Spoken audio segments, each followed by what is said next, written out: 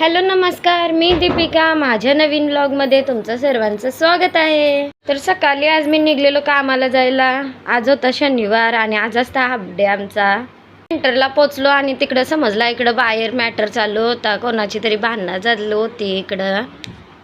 मग दुपारी निघता वेळेला काय रॅपिडो झालीच नाही. मग काका बोलले मी तुम्हाला गार्डन हॉटेलपर्यंत सोडतो. मग निघले मी गाडीत आणि उतरलो गार्डन हॉटेलवर आणि तिथून रिक्षा करून मग पोचलो घरी थांबलेले.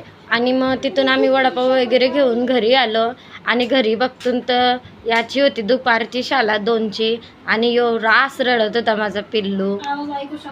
मग त्याला शाळेनच नव्हता जायचा म्हणून बघ किती धिंगाणा घातलेला याने, रडत होता खूप. आणि सिमरन पण आज पाय फोडून बसलेली. संध्याकाळी निघलेलो आम्ही बाहेर जायला. आमचा प्लॅन होता वडाले तलावावर जायचा, पण तिकडं काय आम्ही गेलो नाही. आम्ही गेलो मार्केटला. घरातून निघल्यावर आम्हाला आठवण आली की आम्हाला सामान घ्यायचा होता, म्हणून पहिले आम्ही मार्केटलाच गेलो. मग पहिले गेलो आम्ही बटर वगैरे घ्यायला. इथून घेतलेले आम्ही होलसेल लागलेला इकडं. मग बटर वगैरे चिवडा वगैरे घेतला इकडं. मग इथून फराळ वगैरे घेतला सर्व आणि पेमेंट करून मग निघलो पुढं.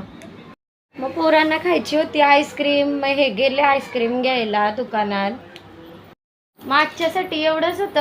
आवडला असेल ब्लॉग तर नक्कीच लाईक करा आणि माझ्या आयडीला फॉलो करा. थँक्यू.